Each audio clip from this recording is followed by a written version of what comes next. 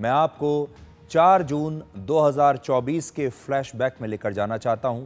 उस दिन लोकसभा चुनाव के नतीजे आए थे और बीजेपी को 240 सीटें मिली थी, यानी बहुमत से 32 सीटें कम। ये उम्मीद से बहुत कम सीटें थी और उस दिन भी प्रधानमंत्री मोदी पार्टी के कार्यकर्ताओं को संबोधित करने के लिए दिल्ली में बीजेपी के इसी मुख्यालय पहुंचे थे, जहां आज शाम को वो बात कर रहे थे। आज उनका चेहरा आप देखिए और उस शाम बीजेपी के मुख्यालय में मायूसी छाई हुई थी और उस दिन मंच पर बैठे प्रधानमंत्री मोदी के चेहरे पर निराशा तो नहीं थी, लेकिन दुख की कुछ लकीरें लोगों ने जरूर उनके चेहरे पर देखी, उनके चेहरे पर पढ़ी। उनके मन की कुछ भावनाएं थीं जो वो चाहकर भी छिपा नहीं पा रहे थे और फिर उनकी यह तस्वीर पूरे देश में वायरल हो गई।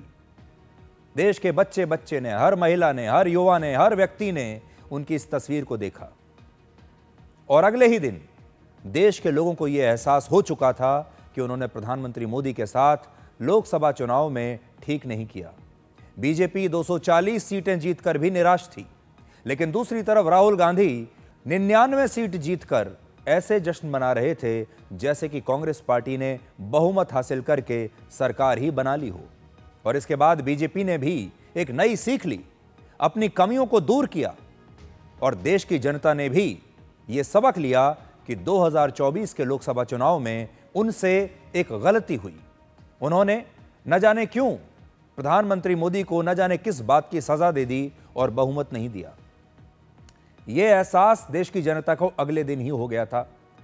दूसरी तरफ कांग्रेस अति उत्साह में, जश्न के माहौल में डूबती चली गई।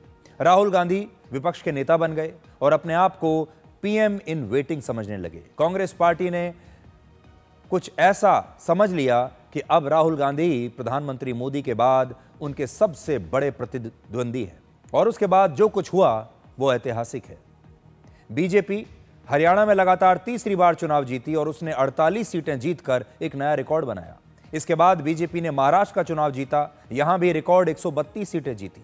इसके बाद दिल्ली में बीजेपी ने केजरीवाल को हराकर यहां भी रिकॉर्ड 48 सीटें जीतकर 27 साल के बाद सरकार बनाई।